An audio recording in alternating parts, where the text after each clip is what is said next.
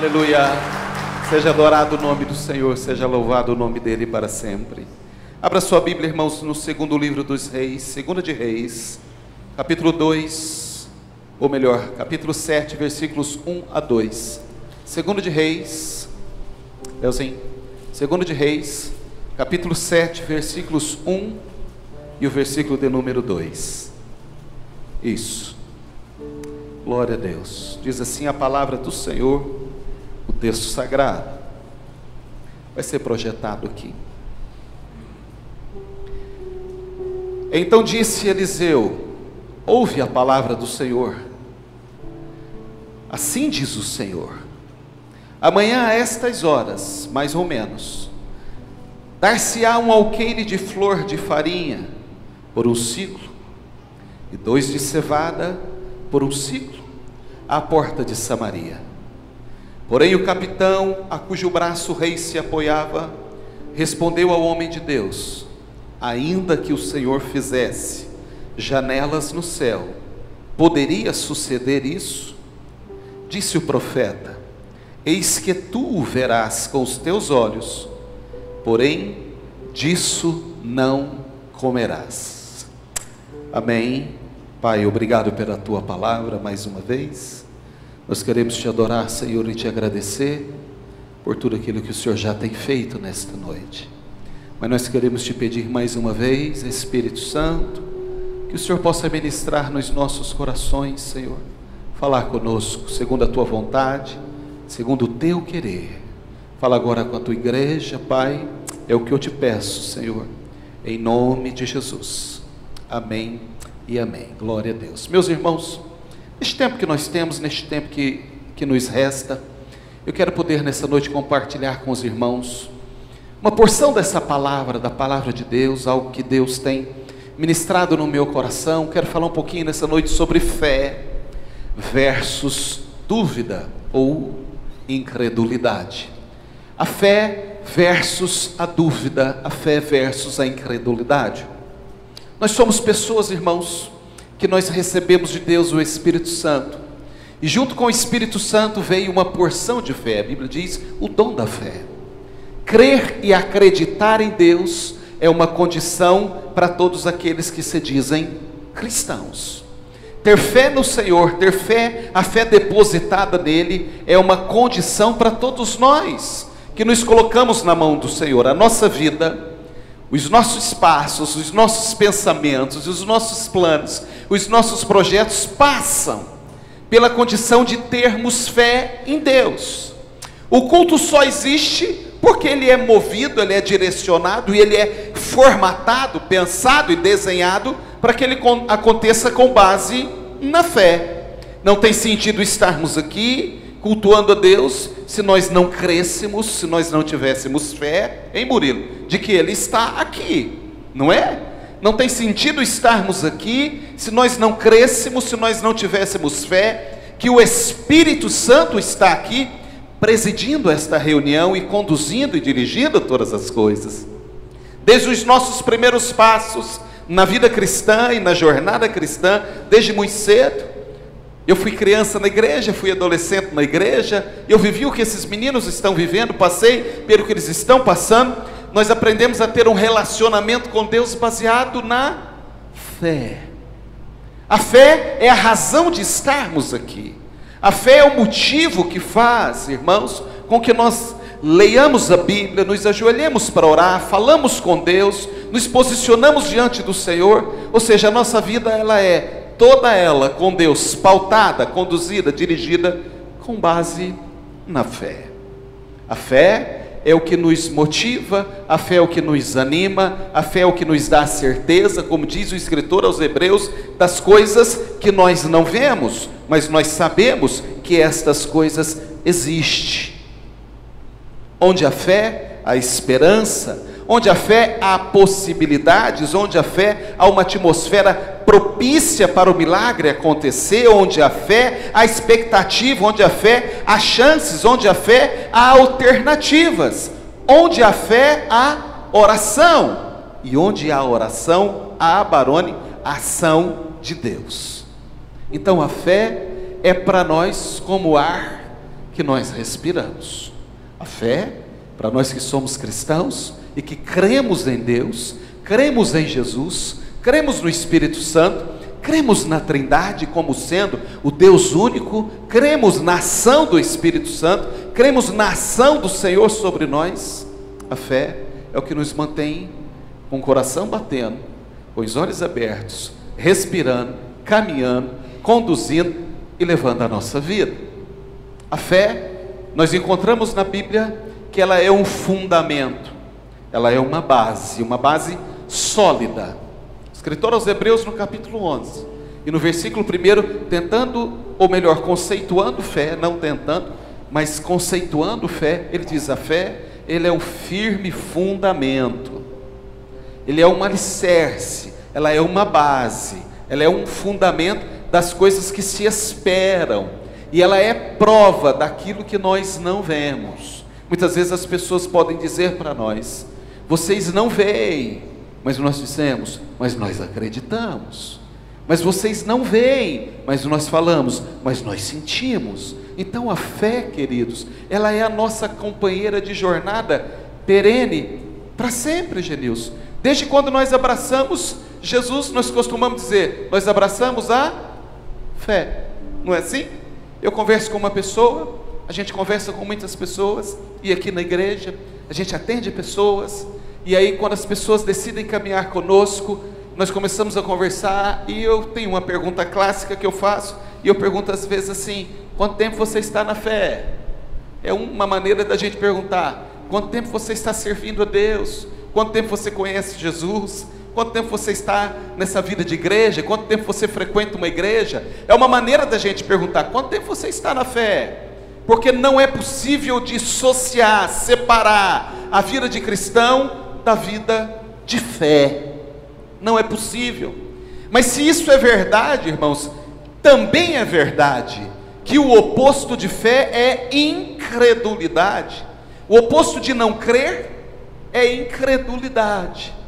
E existe uma batalha, existe na verdade uma guerra, muitas vezes até sendo travada dentro de nós, entre a nossa fé e momentos de incredulidade ou dúvidas que às vezes nós passamos. Quem aqui nunca experimentou um momento como esse? Há dias que nós levantamos como gigantes na fé, e aí nada parece que é impossível, e a gente crê, e Deus vai fazer todas as coisas, e a gente realmente abraça essa convicção. Mas também é verdade que existem dias que nós levantamos como se a gente não conhecesse Deus, como se Deus nunca tivesse feito nada por nós, como se a gente fosse um neófito começando a nossa caminhada com Deus, porque existem dias em que a nossa fé parece que ela mingua. Já não sei se foi só comigo que aconteceu isso, mas se já aconteceu isso com algum de vocês, eu creio que deve ter acontecido. Isso faz parte algumas vezes da nossa jornada, e Deus sabe que faz parte da nossa caminhada. Mas o que eu quero falar nessa noite não é essa fé que às vezes parece fraquejar, não é essa fé que às vezes as circunstâncias da vida nos leva a sofrer e a passar por embates que às vezes parece que nós não vamos suportar. O que eu quero falar nessa noite é sobre a fé versus uma incredulidade constante, versus uma dúvida que não sai do coração. Ou seja, a pessoa não crer, não acreditar absolutamente em nada daquilo que Deus tem falado sobre nossas vidas, sobre a minha e sobre a sua vida. Existe um tipo de pessoa, existe um nível de pessoa que não crê, que simplesmente não crê. Ela diz: eu sou cética, eu não creio, eu não acho que é assim, eu acho que a vida é mais racional, eu acho que a vida ela é mais lógica, eu acho que a vida ela depende, ela é meio que matemática mesmo, é 1 mais 1 é 2 e não tem jeito. E se nega a viver uma vida acreditando que existe um Deus, embora a gente não veja, mas Ele existe e é real, e Ele se move, Ele se movimenta na nossa vida, de acordo com a nossa fé.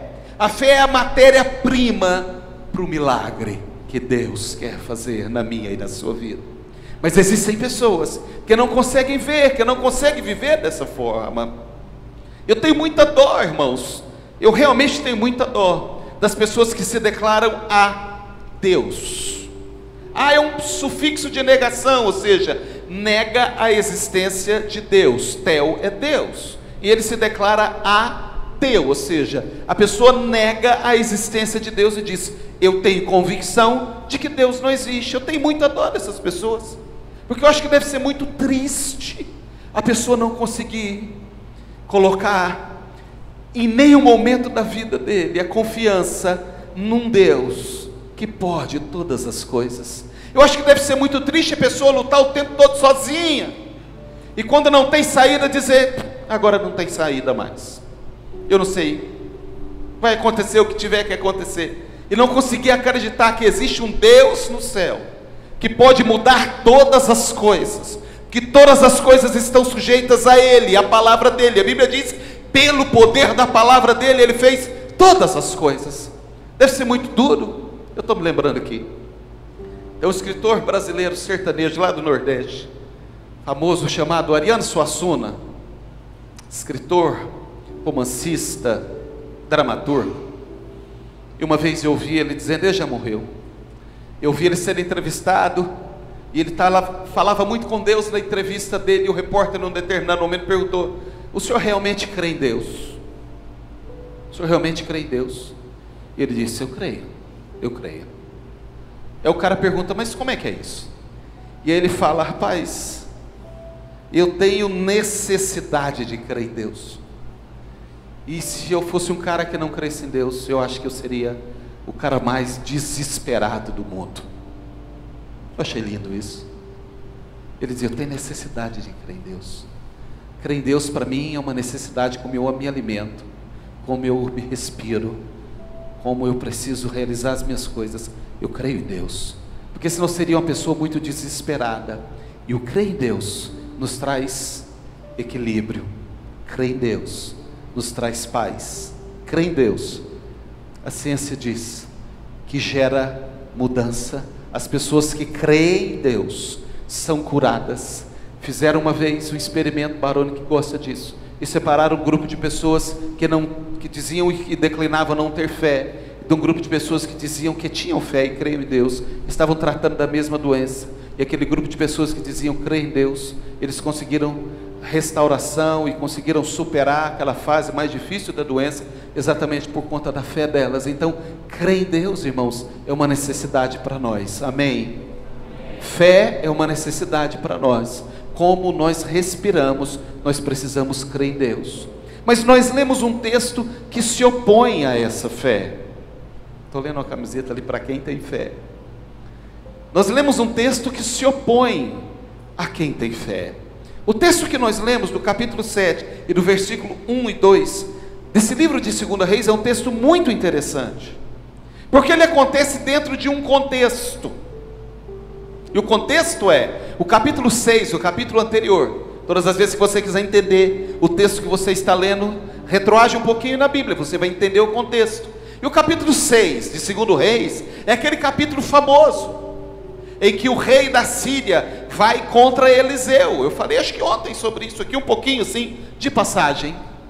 E aí diz a Bíblia que Geazi levanta de madrugada lá da casa onde Eliseu morava, e quando ele olha para cima, ele vê os soldados, os carros e os cavaleiros de guerra do rei da Síria, que veio contra Eliseu. E veio contra Eliseu por quê? Porque diz-nos a palavra, diz-nos o texto de 2 Reis, que todas as vezes que o rei da Síria intentava, procurava, saía na batalha, na peleja contra Israel, o reino do norte, diz a Bíblia que Deus revelava a Eliseu. E ele chegava no rei e dizia: rei, não passe por tal caminho, porque há uma emboscada preparada pelo rei da Síria lá. E o texto diz que o rei da Síria ia para o lugar onde ele tinha informação que o exército de Israel passaria. Mas como Deus tinha avisado Eliseu, e ele tinha avisado o rei desviava o caminho do exército, e o rei da Síria ficava lá esperando, e não passava nada. Isso aconteceu algumas vezes, e aí de repente alguém chegou no rei e disse: rei, o que está acontecendo é o seguinte, porque o rei pensou: há um traidor entre nós, tem um agente duplo aqui, tem um cara que está aqui na Síria, mas que está entregando a fita lá para Israel. E aí alguém diz para o rei: não é isso, rei. O que está acontecendo é que há um homem lá em Israel, há um profeta de Deus lá, que tudo aquilo que o senhor intenta, a estratégia montada para atacar o exército de Israel, Deus revela para esse homem. O Deus dos céus revela para ele: rei, o senhor quer saber mais?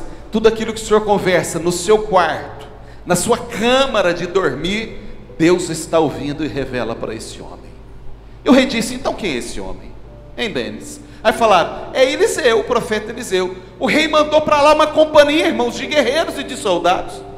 Mandou uma companhia, metade de um batalhão, para poder enfrentar Eliseu e acabar com a vida de Eliseu, que se era ele que estava revelando, o rei da Síria disse: vou acabar com isso logo. E a Bíblia diz que quando o moço Geazi, o funcionário de Eliseu, sai e vê o exército do rei Ben-Hadad, o rei da Síria, acima deles na montanha, volta para dentro correndo e diz: ai meu senhor, morremos, estamos perdidos.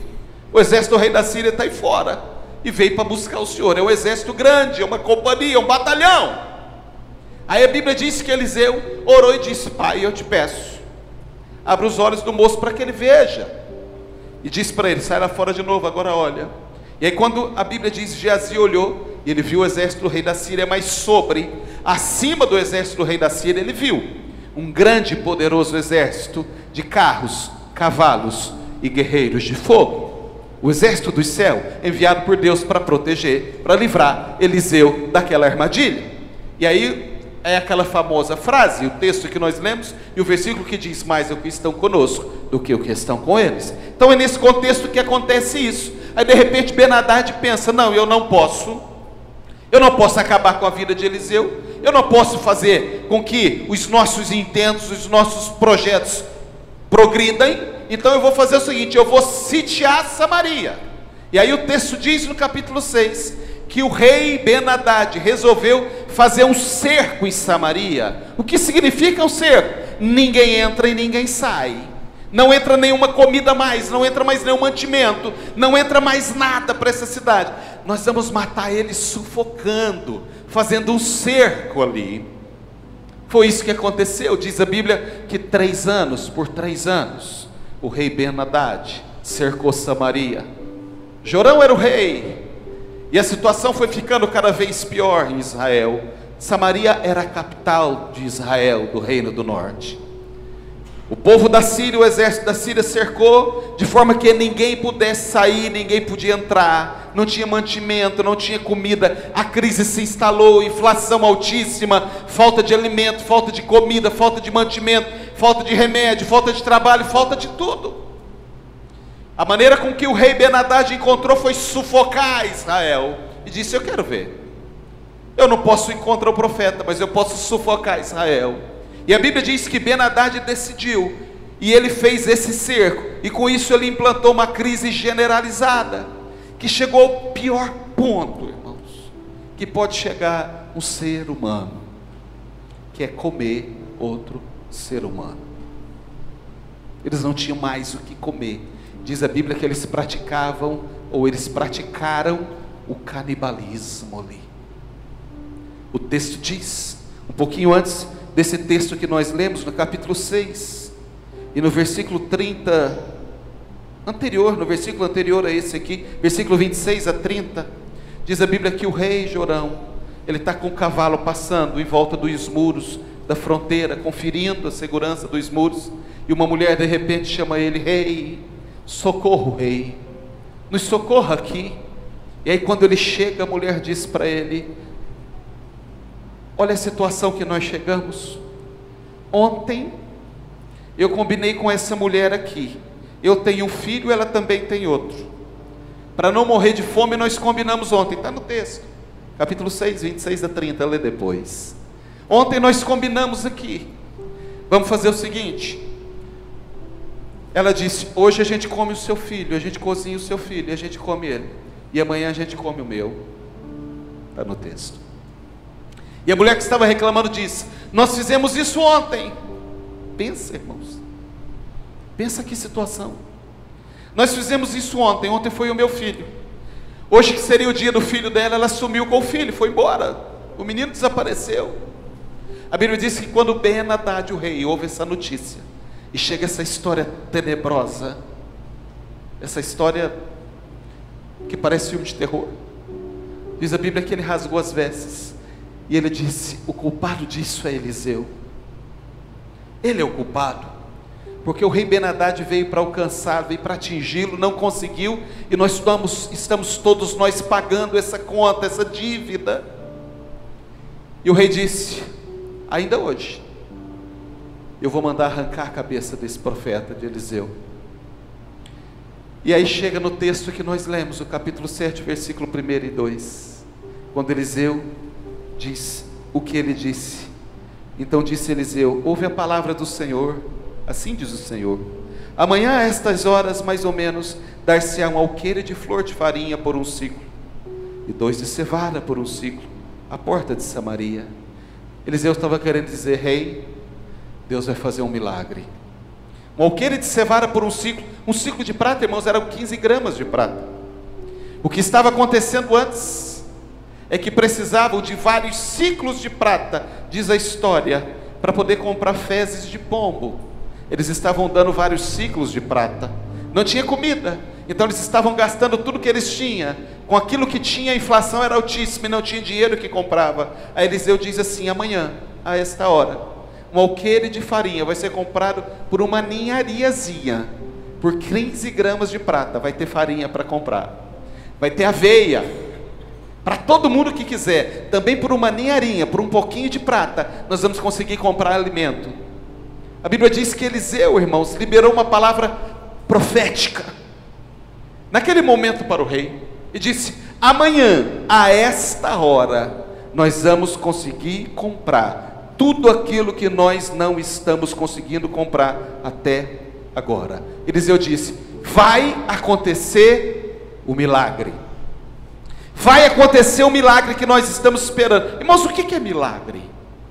O que é milagre para você?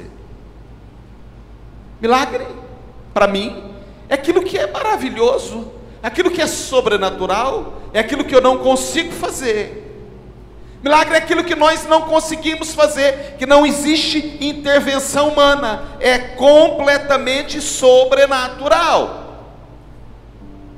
Milagre, já dizia o escritor, é aquilo que é contrário à natureza, portanto é sobrenatural, não é natural. O que Eliseu estava falando ali é: algo vai acontecer de sobrenatural. Eu estou lendo o texto. Algo vai acontecer amanhã de sobrenatural, por estas horas mais ou menos, em que um alqueire de cevada, um alqueire de farinha vai ser comprada por um pouquinho de prata.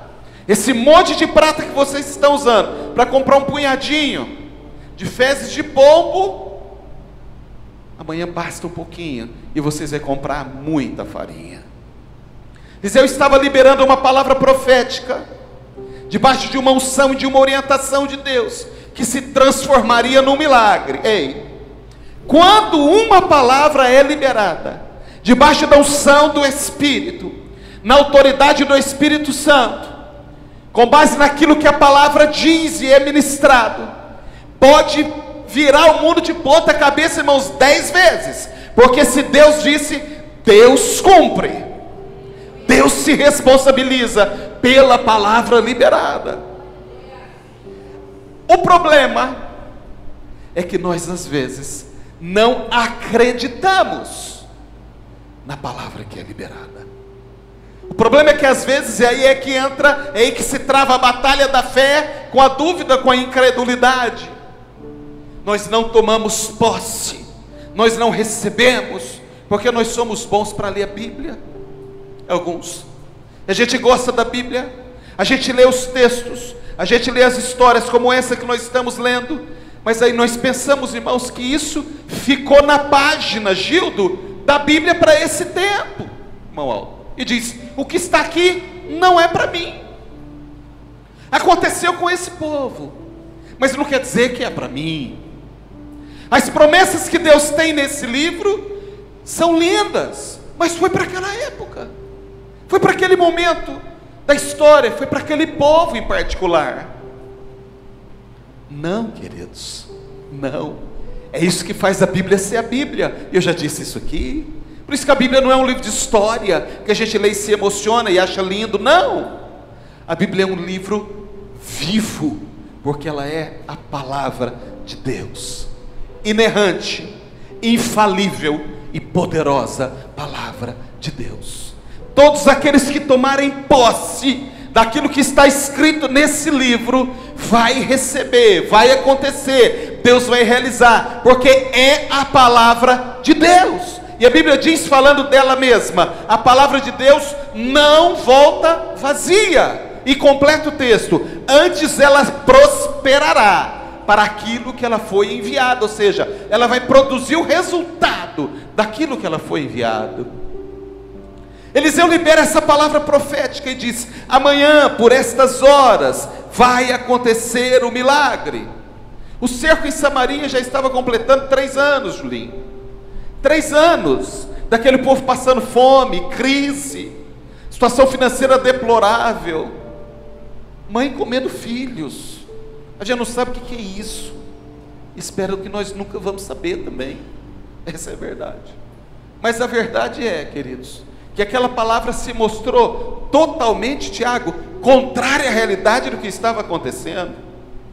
Aquela palavra foi em confronto direto, como que numa trombada de 2 jamantas, de frente para uma realidade. Qual era a realidade? Crise, problema, sem solução, fome, miséria, caos total. Essa era a realidade do momento. E de repente vem um homem e diz: amanhã, a esta hora, vai acabar tudo isso. Essa crise que já dura 3 anos, vai acabar amanhã. Essa situação que nós estamos vivendo, acaba amanhã, a estas horas mais ou menos. Deu hora, deu um tempo, marcou o dia, marcou o momento para que aquilo terminasse. Confronto, fé e dúvida, fé e incredulidade se chocando. Eliseu liberou a palavra, porque Deus o inspirou. Ele era um homem de Deus, era um profeta de Deus, e a Bíblia diz que ele liberou a palavra com base na inspiração do Espírito, e aí Deus sustenta a palavra. Nós temos uma dificuldade muito grande de entender, que às vezes, para Deus, basta 1 segundo, 1 milésimo de segundo, para que tudo se transforme. E aí quantas palavras foram ministradas e têm sido ministradas desse altar? Através da minha vida, através da vida de tantas pessoas, e outras pessoas que passam por aqui, através dos louvores que são cantados aqui. Hoje nós tivemos um momento de louvor, irmãos. Eu estava ali atrás, estava ali atrás, na presença do Senhor, desfrutando desse mover do Espírito. A Bíblia diz que Deus habita entre os louvores. Enquanto nós louvávamos aqui, eu senti a presença e o mover do Espírito. Deus faz milagre, Deus restaura. Faça um esforço, chegue no momento do louvor, no momento em que começa o louvor. O louvor faz parte do culto. Às vezes eu vejo muitas pessoas, eu estou abrindo um parênteses aqui agora, eu vejo muitas pessoas chegando na igreja, a hora que o louvor está terminando, e acha às vezes que louvor é cantoria. Não é minha praia, não é meu negócio. Eu gosto mesmo da mensagem. Ei, a Bíblia diz que Deus habita nos louvores.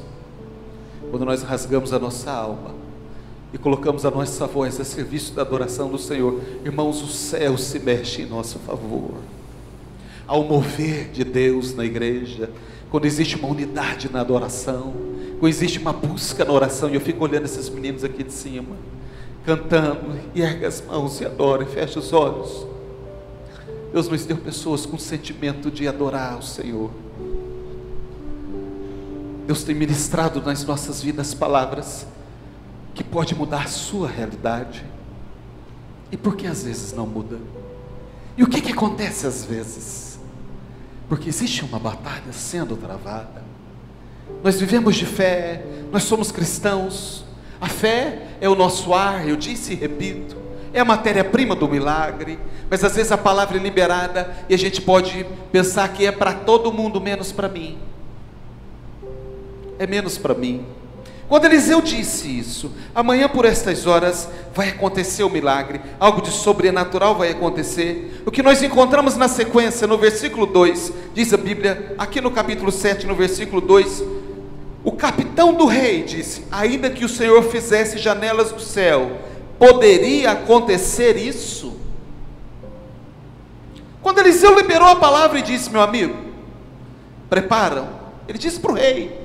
O rei foi para buscar Eliseu e para matar. Quando o rei recebeu a informação da mãe que ela tinha comido o filho e estava esperando o filho da mulher, o rei se revoltou e disse: não, chegou no limite. E o culpado disse a Eliseu, chamou o capitão da guarda e disse: vamos buscar esse profeta, que eu vou arrancar a cabeça dele. Ele é o culpado desse ser. E aí quando o rei chega diante de Eliseu, a palavra que Eliseu libera é: amanhã, por estas horas, vai acabar essa crise. Deus vai mandar a provisão. Vai ter tanta farinha, vai ter tanta aveia, vai ter tanta coisa que não vai custar nada, é uma ninharia. O ciclo quer dizer, 15 graminhas de prata vai comprar um fardo, sacos de farinha, um alqueire, diz o texto, de farinha. Quando Eliseu disse isso para o rei ponderou.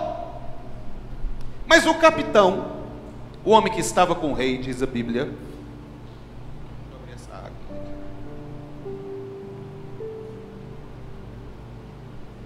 o homem que estava com o rei, eu vou ficando sem retorno, eu vou gritando. O capitão, o homem que estava com o rei, diz a Bíblia, que ele disse: que jeito que isso vai acontecer? Como que isso pode acontecer? A expressão que ele usou foi: ainda que o Senhor fizesse janelas no céu, poderia acontecer isso? Ele estava vendo naturalmente. O que ele pensou?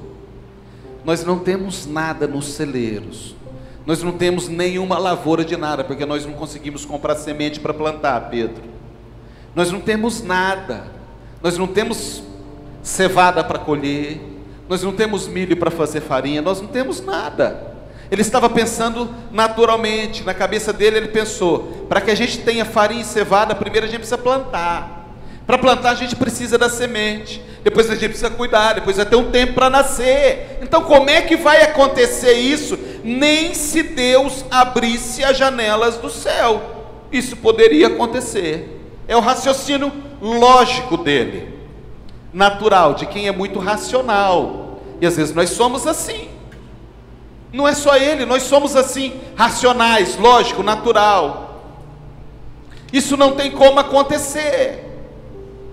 Ele estava pensando que aconteceria no processo normal, mas quem disse que Deus precisa fazer as coisas do jeito que nós queremos e entendemos, ou seja, de forma natural? Quem disse que Deus, para mudar a sua realidade, para mudar a sua vida, para mudar a sua condição de momento que você está atravessando, para mudar essa situação que você atravessa difícil e dura, Deus tem que fazer as coisas naturalmente? Quem disse? Quem disse isso? Aquele homem estava pensando naturalmente. Ele não foi capaz de absorver a mensagem, a palavra profética e crer no milagre. Porque o primeiro passo para o milagre acontecer, irmãos, na nossa vida, é que a gente creia no milagre, na possibilidade do milagre. Isso é fé. Isso é quando a fé mata, anula a dúvida que tem dentro do nosso coração. Mas se nem você crê, se nem eu posso crer, como é que o milagre vai acontecer? Como é que Deus vai mudar a minha vida, a tua vida, a nossa realidade? Então nessa noite o Espírito nos trouxe aqui, para que a gente entenda, para que a gente compreenda que existem coisas que dependem de nós, mas existem coisas que só dependem de Deus.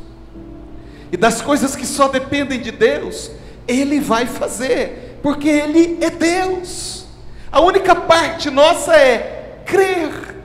Eu disse ontem aqui, que a oração, falando um pouco sobre oração ontem, eu disse que a oração, Neemias usou o recurso da oração, porque era o recurso mais objetivo que ele tinha.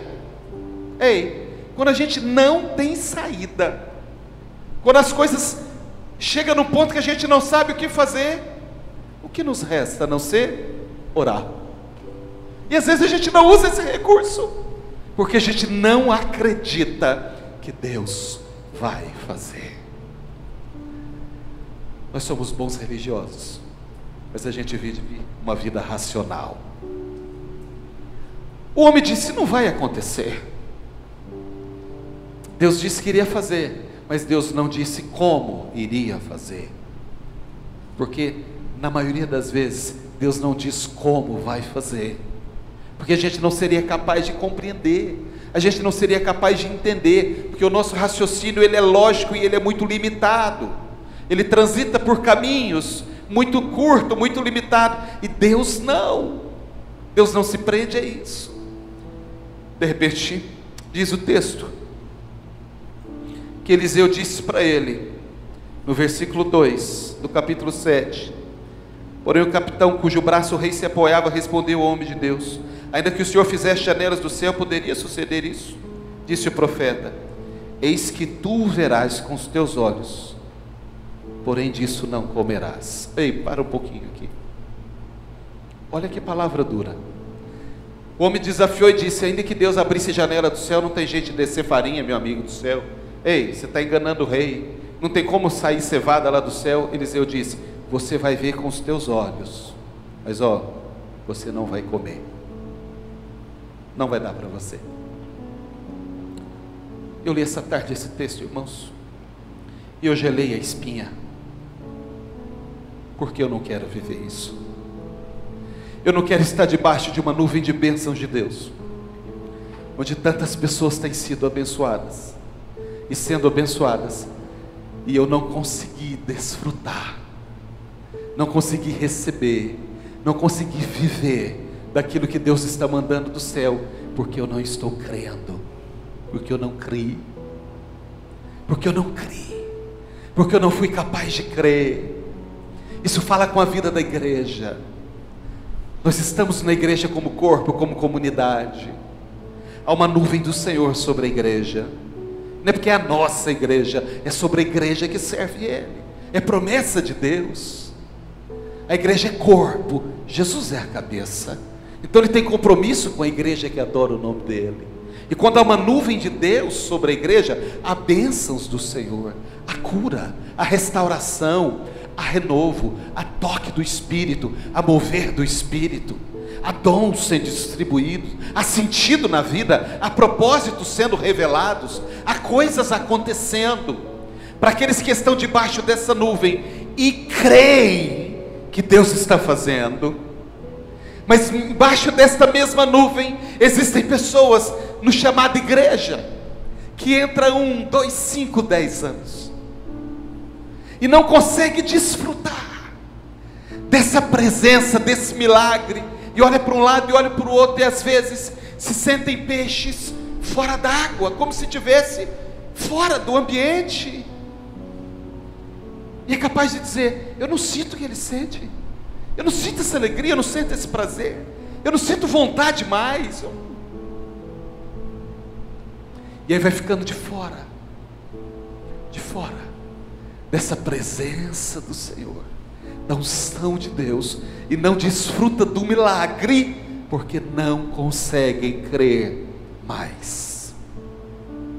O que o profeta disse para o homem foi: ei, você vai ver tudo isso, mas você não vai comer. Ou que o sangue de Jesus cubra as nossas vidas, que nós estejamos debaixo dessa nuvem, recebendo do Senhor e crendo. O que é pedido e esperado para nós é apenas que nós creiamos, mesmo sem entender às vezes, sem compreender, não entendendo como é que vai acontecer, mas não saia debaixo dessa presença. Abra o coração e diga nessa noite: Senhor, eu creio, porque eu quero comer dessa cevada, eu quero comer dessa farinha, Senhor. Eu não quero só ver, eu preciso comer, eu quero viver. Sabe o que aconteceu? A hora passa, eu preciso terminar. A estratégia que Deus usou, diz a Bíblia na sequência, Eliseu libera essa palavra, e o exército de Ben-Hadad, o rei da Síria, estava acampado um pouquinho para frente de Samaria, fora da cidade, atrás dos muros da cidade. O exército acampou lá no arraial, um grande acampamento do poderoso exército da Síria, esperando só a ordem para invadir Samaria. Sitiar já tinha sitiado, o cerco já estava montado há 3 anos, esperando o momento de entrar para recolher os mortos e tomar conta de tudo. Diz o texto, olha como Deus faz as coisas, irmãos, pensa, olha isso, olha para mim. Eu vou terminar, mas isso é importante para você ver como Deus age. Tinha 4 leprosos de Israel, 4 judeus, e por ser leprosos, eles não poderiam estar do lado de dentro do muro da cidade. A lei determinava que os leprosos tinham que estar do lado de fora do muro da cidade. Eles não viviam na cidade, eles não viviam em comunidade, eles viviam do lado de fora do muro. Diz a Bíblia que esses 4 leprosos, que também estavam sofrendo com esse cerco, que também não tinham o que comer há muito tempo, eles decidiram e pensaram com eles mesmos: nós vamos morrer de qualquer jeito, nós não podemos entrar na cidade, lá também não tem alimento. O único lugar que tem alimento, que tem comida, que tem mantimento, é no acampamento dos sírios. Vamos bater lá na porta deles, vamos lá no acampamento dos sírios, para ver se eles dão para nós um pouco de comida, porque nós vamos morrer de fome se a gente não for lá. Mas se a gente chegar lá, Barone, e os sírios decidirem nos matar, também está tudo certo, porque nós vamos morrer de qualquer jeito. Ou a gente morre de fome, ou a gente morre com os sírios. Então vamos bater lá na porta dos sírios. E eles decidiram ir. E diz a Bíblia que Deus do céu viu. E quando eles estavam chegando no acampamento dos sírios, diz a Bíblia que com 4 leprosos, no espaço, Genilson, dos 4 leprosos, Deus potencializou de uma tal maneira os passos desses 4 homens leprosos, que para os sírios soou como a chegada de um grande e poderoso exército. Na medida com que eles caminhavam para o acampamento dos sírios, os leprosos, diz a Bíblia que o chão tremia, Varjão, como se tivesse milhares e milhares de guerreiros caminhando em direção ao acampamento deles. A poeira levantou, o chão tremeu, e eram 4 leprosos. Diz a Bíblia que os sírios perceberam isso e pensaram com eles mesmos: o exército de Israel se juntou com outros povos e está vindo contra nós para nos pegar de surpresa. Nós não estávamos esperando tanta gente assim. Esse povo se juntou com outras nações e estão vindo contra nós. E alguém diz: nós não vamos resistir, porque eles estão preparados e equipados. E abandonaram o arraial, e abandonaram o acampamento, e deixaram tudo para trás: armas, ouro, prata, mantimento, comida e tudo. Os leprosos chegaram no acampamento, não tinha nada e nem ninguém, e eles bateram nas portas e não tinha ninguém. Um deles já encontrou de cara um tacho de farinha e deve ter pulado lá dentro. A fome, 3 anos, irmãos, pensa. E disse: alguma coisa está errada. Comeram, bateram em outras portas, pegaram a prata, pegaram o ouro e disseram, abandonaram tudo. Eles nem sabiam o que aconteceu. E a Bíblia diz que eles pegaram parte do tesouro daquelas portas que eles encontraram abertas e foram escondendo. Alguém disse: não, a gente não pode fazer isso, nós temos que ir lá no palácio e avisar o rei, porque se eles descobrirem, nós seremos mortos mesmo. Diz a Bíblia que eles voltaram no palácio, do lado de fora, irmãos, está no texto. A Bíblia diz que eles gritavam, porque eles não podiam entrar em Samaria, eles eram leprosos, eles gritavam com o porteiro: ei, somos nós, judeus, leprosos, nós somos no arraial dos sírios, não tem ninguém lá. Eles abandonaram, está cheio de comida, mantimento, tem tudo lá e ouro, e não tem ninguém. E avisou para o porteiro.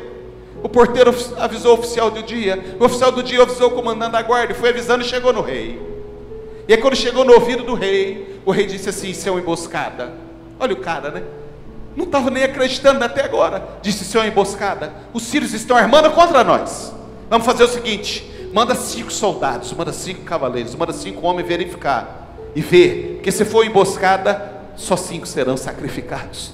Eles estão esperando a gente sair da cidade muralhada, protegida, para poder invadir. E diz a Bíblia que eles enviaram, o rei enviou os cavaleiros, e que chegaram lá e mandou a notícia: ei, manda todo mundo para cá, porque tem comida para toda a nação, Tem comida para todo mundo, tem farinha para quem quiser e do jeito que quiser. Tem aveia para quem quiser e do jeito que quiser. Diz a Bíblia que o rei abre a porta da cidade e vai todo mundo para lá e traz para Samaria todo o mantimento, toda a comida, toda a prata, todo o ouro e tudo aquilo. Diz a Bíblia que o capitão do rei, que não acreditou, o rei escalou ele, fica de guarda no portão. Fica de guarda nesse portão, para que nós não sejamos surpreendidos, enquanto a gente vai lá trazer tudo. Mas diz, irmãos, que a multidão era tão grande, e eles forçaram tanto o portão, que pisoteou o capitão da guarda. O cara morreu pisado por pessoas. Viu a farinha, viu a aveia, viu tudo, e não comeu nada, porque não acreditou no milagre de Deus. Vou terminar, fica de pé. Vou terminar nessa noite. Capítulo 7, versículo 19 e 20, você vai encontrar esse texto, que diz que o homem que duvidou morreu pisoteado. Para um pouquinho comigo aqui. Todo mundo teve acesso. Todo mundo foi e voltou com mantimento. Diz a Bíblia que era tanto mantimento que o preço despencou, Rodrigo. A inflação veio a zero. Tinha para todo mundo. O que antes valia muito, agora estavam vendendo um alqueire de farinha por 15 gramas de prata, como o profeta disse. Porque tem muita oferta, o preço cai. Tem muita oferta, não precisava mais cobrar aquele preço. Fé e dúvida, fé e incredulidade. São as duas coisas que a gente precisa conviver na nossa jornada. E a gente precisa decidir que direção que nós vamos tomar, que caminho nós queremos seguir com o Senhor. Se nós vamos continuar sendo alimentados, ministrados, palavra tocando, e você toma uma posição e diz: eu não sei como vai ser, eu não sei o que vai acontecer, eu não sei como Deus vai fazer, mas eu decidi acreditar na palavra. Nós temos exemplos aqui nesta igreja. E essa semana, quando eu voltava de São Paulo, com alguns irmãos daqui da igreja, nós lembrávamos de uma palavra que foi ministrada nesse altar. Uma mensagem que foi ministrada alguns anos atrás. Bateu no coração do filho que está aqui. Ele tomou aquela palavra, disse: é para mim. Deus vai restituir, Deus vai trazer de volta, Deus vai me tirar de Lodebar, Deus vai me trazer de volta para cá. Pouco tempo depois, tudo mudou, hein? Tudo mudou, porque ele tomou a palavra para ele e disse: é para mim, eu creio nessa palavra. Deus continua o mesmo, a palavra dele continua a mesma, o que está escrito aqui é para nós. Quem mudou? Nós mudamos. Nós ouvimos às vezes e achamos que não. Vou continuar do meu jeito, vou continuar com as minhas forças, vou continuar fazendo o que eu tenho que fazer. Não. Vida com Deus, relacionamento, intensidade, entrega, não. Já vivi isso, eu não quero isso mais não. O Espírito do Senhor nos trouxe aqui para dizer: a palavra é dele, está de pé. A gente precisa decidir. Se a gente abraça, ou se a gente olha e diz: não, isso não é para mim não. Todo mundo vai comer farinha, todo mundo vai comer aveia, e às vezes você vai ficar olhando, porque não deu crédito à palavra do Senhor. Decida nesta noite. Eu estou pregando para os irmãos, estou pregando para mim. Decida nessa noite abraçar a palavra do Senhor. Não é minha, a palavra é dele. A responsabilidade é dele, quem faz é ele. Eu, quando muito e muito mal, sou um canal, irmãos. Um cano enferrujado, falho, fraco, furado. Mas a água que passa é cristalina. O compromisso de Deus é com a água que passa, não é o cano. O cano não quer dizer nada. A água é pura, a água é cristalina. É ela que faz a diferença. É a palavra do Senhor que faz a diferença. Quantas vezes Deus tem ministrado no seu coração? Quantas vezes você tem ouvido a voz do Senhor bradar: dizendo que vai fazer, e vai acontecer, e vai mudar a realidade, vai transformar, e às vezes continua do mesmo jeito. A falha não está nele, a falha não está na palavra, a falha está em mim, a falha está em você, que às vezes nós não damos o crédito que a palavra merece que seja dado.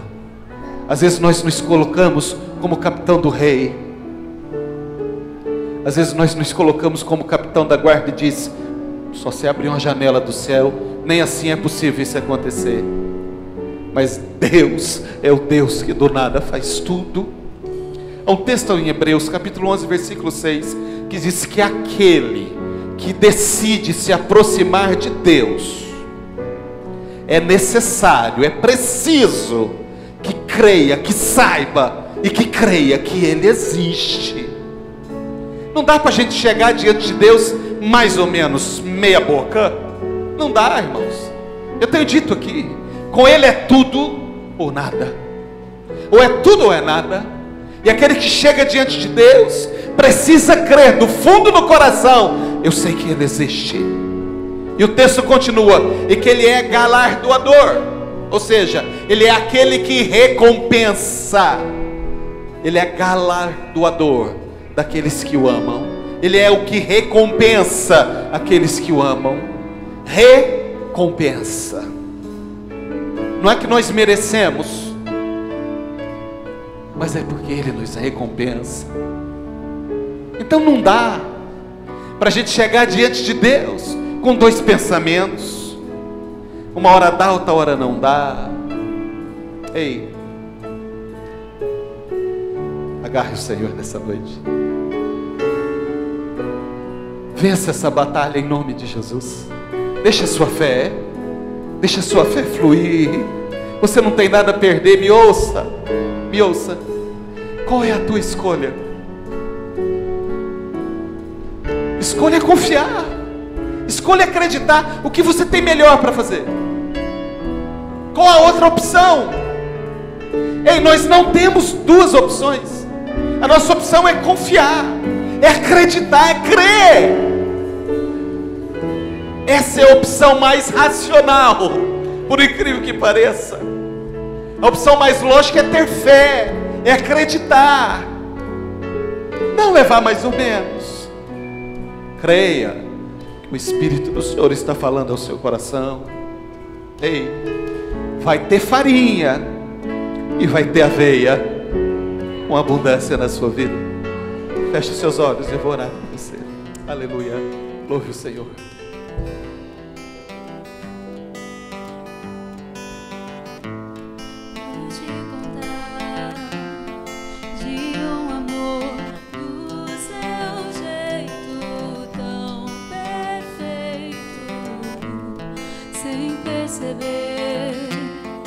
Me transformou no meu jeito imperfeito, me aceitou.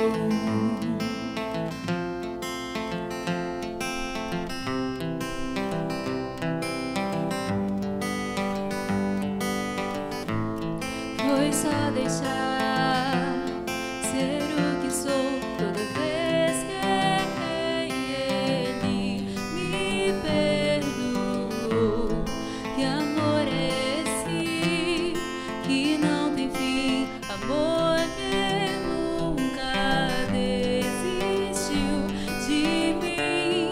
E quando eu te encontrar, eu quero te falar tudo que vivi. Eu quero te abraçar, ouvir você falar. Bem-vindo ao lar, pra onde for, vou te esperar. Pelo tempo, o tempo trouxe, te levou, mas vai fazer você voltar pra ficar. Pelo tempo, o tempo foi e me ensinou, meu coração é o seu lugar.